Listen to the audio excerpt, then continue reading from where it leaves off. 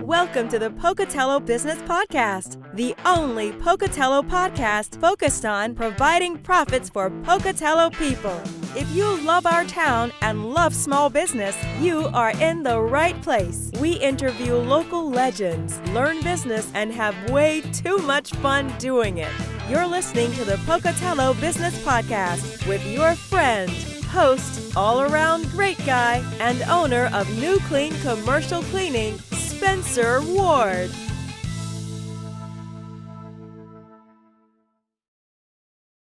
All right, everyone, we are back with the Pocatello Business Podcast. I am here with Mickenzie Southworth from Encompass Health. How are you doing, Mickenzie? I'm doing good. Thanks, Spencer. Good.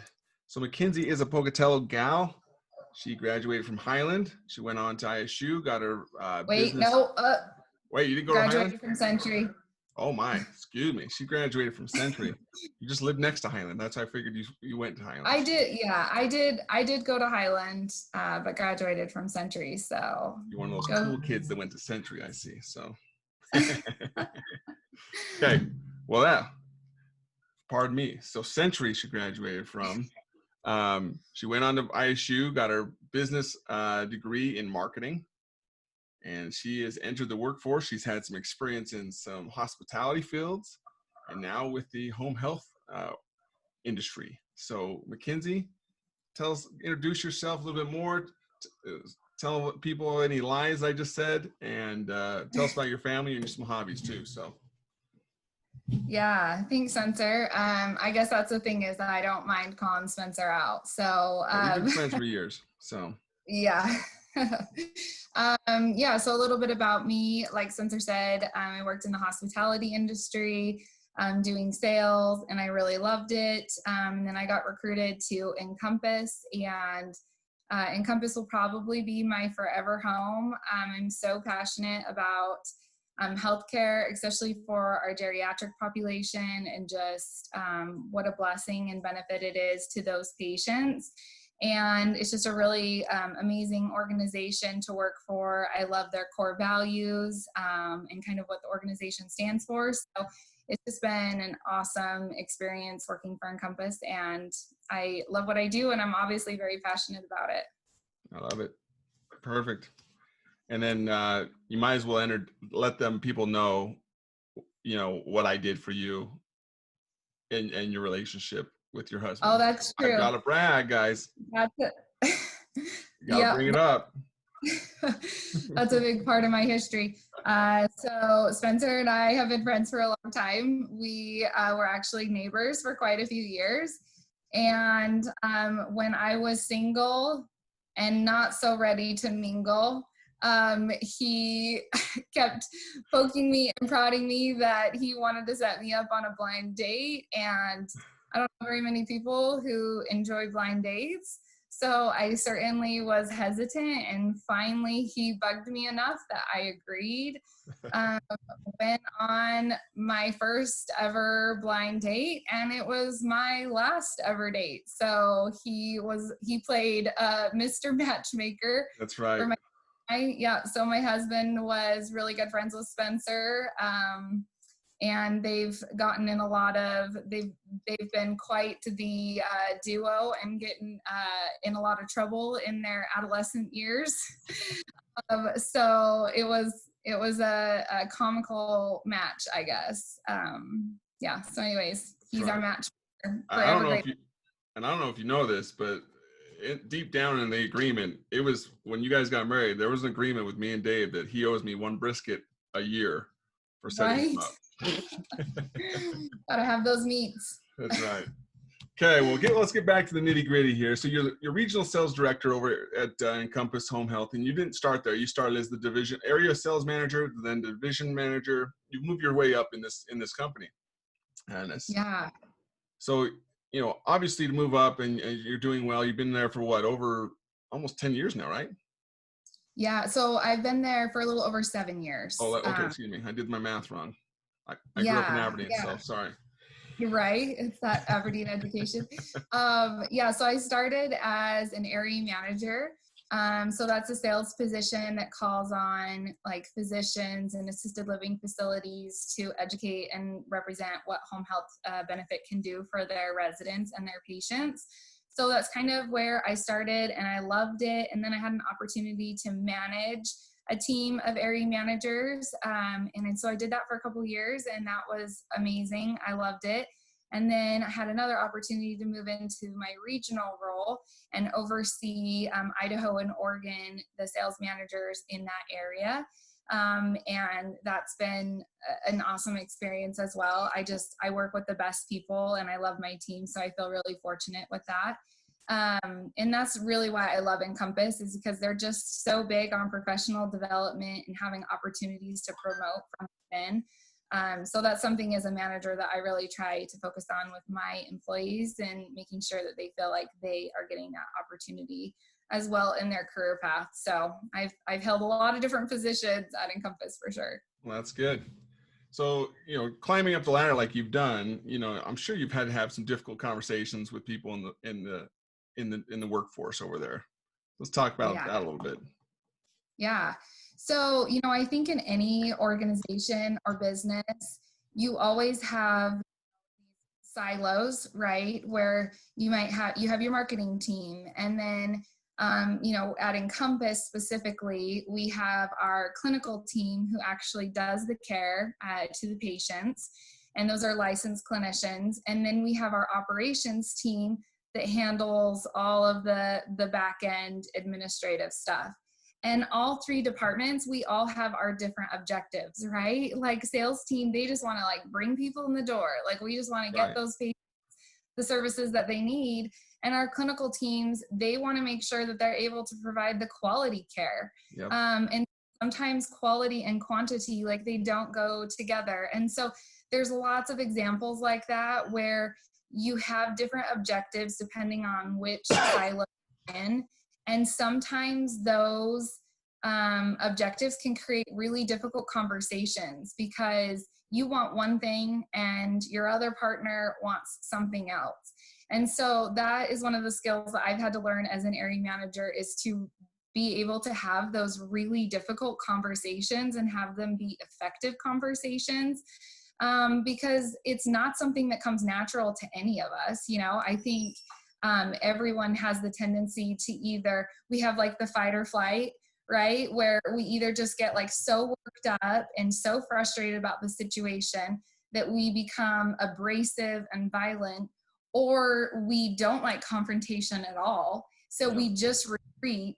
And it's that situation where you go home at the end of the day and you vent for 30 minutes to your spouse because it was an awful day and you're so mad at all of these people. And so it really has stretched my ability to be willing to be open and have those communications to bridge that gap. Because when you get everyone working together and you have that synergy, it's amazing. I mean, it just, the potential for growth and success is so much more when everyone's working together instead of working against each other. I totally agree. Those are times you definitely don't want to sweep anything underneath the rug, and you've got to just tackle it head on and make sure things are communicated correctly. So I totally understand that. So yeah. Well, perfect. In this type of situations with the communication you've got going on, do you have any kind of automation set up to help you? So is there any things that you've done that you're like, I do this over and over again, the same time of the day, same thing I do? Like, is there any way I can automate this? Do you do any of that kind of thing? Well, I think it's really just once you understand kind of the formula for having those difficult conversations, it makes it a lot easier to flow into that dialogue. And I think it's like anything, it's just something that takes a lot of practice, because you will have those conversations that you stumble up and you leave the conversation feeling like I hurt that person's feelings, or I could tell that person shut down and now they're not going to be as open with me, or, you'll have those mess ups, but it's definitely the practice. But it was helpful for me once I kind of learned that formula, I guess, or that structure of how to come to the table and have those effective, conversations. So one of the resources that I really love when it comes to having difficult conversations is there's a book called Crucial Conversations. It's Tools for Talking When the Stakes Are High. So this book really focused on when we are having those difficult conversations that the stakes feel high, there's going to be emotion, right? Emotions are high as well. So it's like giving your boss feedback about their behavior or how they're coaching you and it's just not working for you, or talking to a colleague about them not keeping their commitments or their work that they performed. So those are difficult conversations because it can turn personal, right? And it can hurt people's feelings and cause more of a divide. So kind of the formula for having these crucial conversations that the book talks about that I really love is, they kind of go through like the criteria of what effective communicators are. So none of those are a surprise. It's things like being open-minded, being honest, being willing to express your opinion and your feelings, being able to articulate your ideas and your views, and then obviously being a good listener as well. We can't do all the talking. We also have to be a good listener. And so I think just when I come to the table with those difficult conversations, I try to make sure that I'm in the right mindset, in that I am holding true to those things, like asking myself, am I being open-minded about what they're going to tell me? Or do I already have the answer formulated in my head and I'm not going to be receptive and listen to what they have, to say back to me? And the thing that was the most transformative for me in crucial conversations is asking yourself, what do you want out of this conversation? Because I think in an idealistic world, we ask ourselves, okay, I have this scenario and I have to talk to my boss about this, or I have to talk to this manager about this issue. And you're like, yeah, I just want us to work together. I just want us to have good synergy. I just want to solve the problem. I just want to make sure that our patients get good care. But when we have that conversation, is that really how we're behaving? Is that really how we're coming to the table with the conversation and asking ourselves, what do I want here? And I think so often we come to the conversation, we want to win. Our feelings are hurt, so we want justice or revenge. And that just isn't the way to go into a crucial conversation. So just kind of recognizing all of those like red flags for myself has been really helpful, because when the stakes are high, I just have to circle back to what do I want out of this, and make sure that's how I'm approaching the conversation, not because I want to be right or I want to win. That's right. You can't be a bulldozer in those conversations. You've got to lead them with you. You can't push them to success. One thing I found in what we do in our company, because we have, different positions, and we have virtual assistants that work for us out of California, and I have an operations manager and a project manager in another city. I found efficient that we do a green, yellow, red task list. This is your job responsibilities. This is your job. These are things that, if you're in the green and you're doing these tasks, you're going to be excellent. You're always going to be in the green. You're going to be outperforming everyone, and you're going to be doing your job correctly. Yellow is, hey, it's mediocrity. Do you want to stay in mediocrity? Because it's okay, but it's not going to get you where you want it to be. And then red is like, hey, you're falling in there. We're not a fit.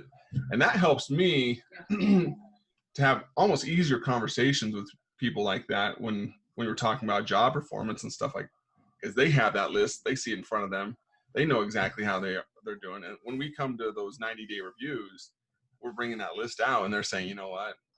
Yeah, I know I'm yellow here, and I'm green here though, and green here though. So I like that kind of a setup. That's helped me a lot in the company. So yeah, you guys I love that. Like that? Kind of Yeah, that kind of reminded me of a good lesson that I learned when I was first a manager. So I hadn't ever managed people before.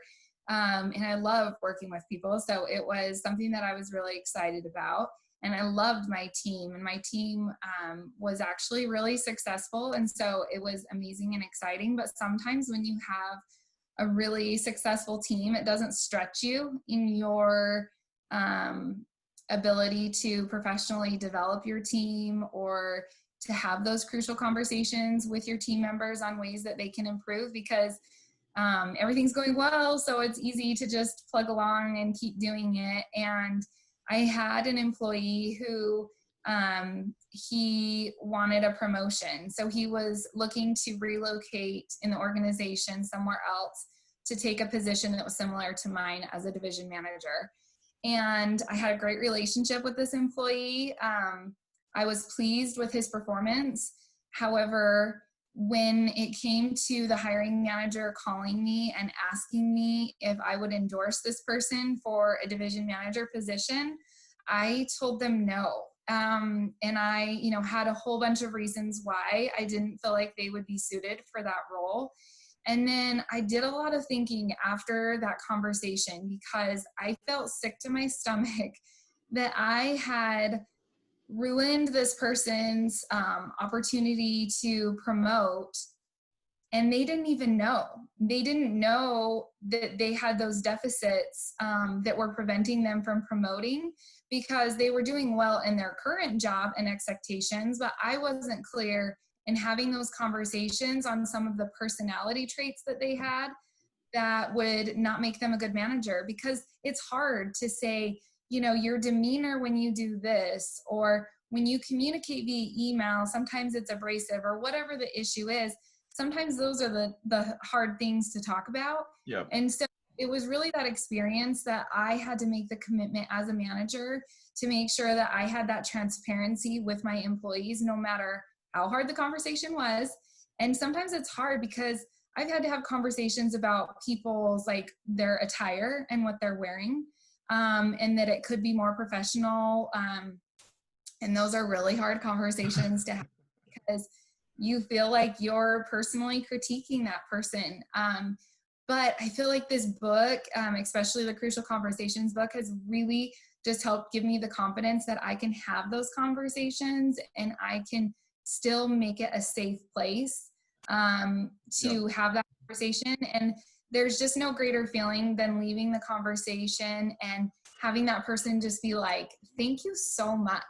Thank you for your openness, your transparency. Thank you for helping me succeed. And that's something that I want my employees to always know, is that, like, I'm their biggest cheerleader. I'm going to be transparent with them, and I'm going to tell them ways that they can improve, but I'm here to support them. And I really just try to do that by having open communication and not being passive aggressive, and not waiting until their annual review to say you're not appropriate for a promotion. Yeah, no, I agree. We actually, on top of that, we also do a point system that every 90 days they have 50, and we're cleaners. We're in different systems here. Yeah. You're managing other people, the other division leaders and stuff. But these are great people we have. But we have a point system. Every 90 days they have 50 points to lose, and they have it's all itemized exactly. This is how you lose points. Quality and all that kind of stuff. And so they know exactly at the end of the 90 days, if you're in this point range, this is how much you're getting paid. If you're in this point range, this is how much you're getting paid. So we try to make things so transparent. And when I have conversations with people, I try to make them just very to the point. But you're right, though. There's a difference between having a conversation with someone and getting to the point and having them thank you at the end, and having a good ending to that conversation, or having that same conversation in a different demeanor, different tone, and you look like Hitler instead of someone else. Like, you want to look like their friend, and that's the thing. Like, and that's the differences between someone who can manage people and someone that can't. That exactly. Gotta be I think sometimes managers think that people just want a hands-off approach. That being a good manager is just like stepping back and being like, I'm cool, like, I'm a fun manager, you know, and you want people to like you. And I totally get that. But the reality is just like parenting, we want to know, like, if people perform better when the expectations are clear. So when you meet those expectations, people thrive because they want to meet those expectations. And so I think it's important to find a balance so you're not micromanaging by any means.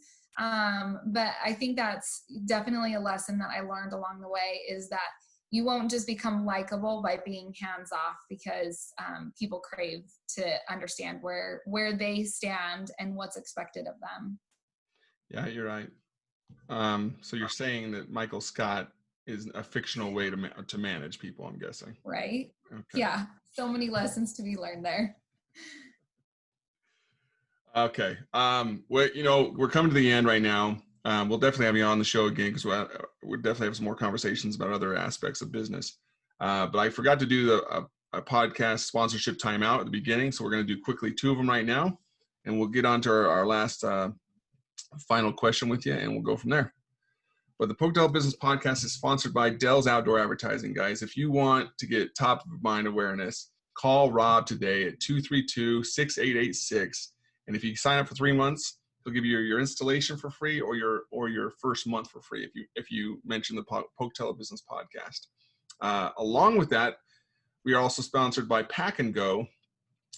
You want to give those guys a call because they make it super easy and convenient for you to move locations or store your stuff while you're getting a remodel done, like I'm doing right now. These guys are amazing. They drop this thing off. It's a nice little pod, ground level. You load your stuff up. They have a professional driver come pick it up and store it for you, or load it or move it to your new location. They also, if you mention the podcast, will give you 1 month, your first month for free if you sign up for a 3-month rental of the pod. So give them a call, Pack and Go, at 208-339-2229. So Mickenzie, now we're done with the sponsorship stuff. Let's get back to you. Is there anything I didn't ask you that I should have so far?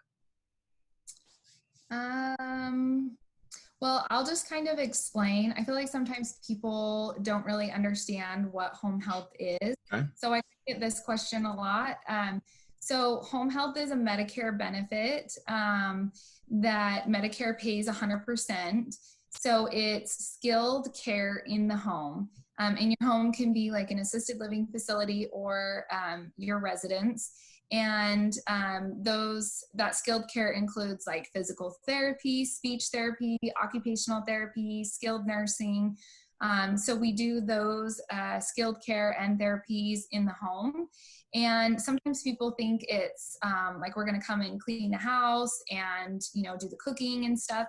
And there are those services available, but those are called personal care services. So I get a lot of people who ask me what resources are available for their parents or their grandparents who are in need of extra help. So if they have Medicare, it's a service that's paid for 100%, and it has to be ordered by a physician. So if you have a loved one who could use some extra care in the home health is a great option. And especially with COVID, we want to help people stay home and not be in the ER or not be in the hospital. And so home health is great for that reason, because we're available 24 hours. We have an on-call nurse. So if you have a loved one that you're worried about having some, you know, emergent needs, then home health is a great option for them. And yeah, it's just an awesome service. So certainly look into it if you have someone who could use it. I like it. Well, I'm going to roll the red carpet out for you after this last question, but everyone gets this question. So what's your favorite local restaurant to eat at in Pocatello? Oh, that's a good one. I would probably say Thai Zap. I love it. The crab buns are the best. Like, if I could only eat one food for the rest of my life, it would be those. They're so good. I like it. Sounds like my wife as well. So yeah. Perfect. So rolling out the red carpet now. what if someone does have a loved one or a friend that needs extra assistance or care in the home? How's the best way to get a hold of you guys to provide those services?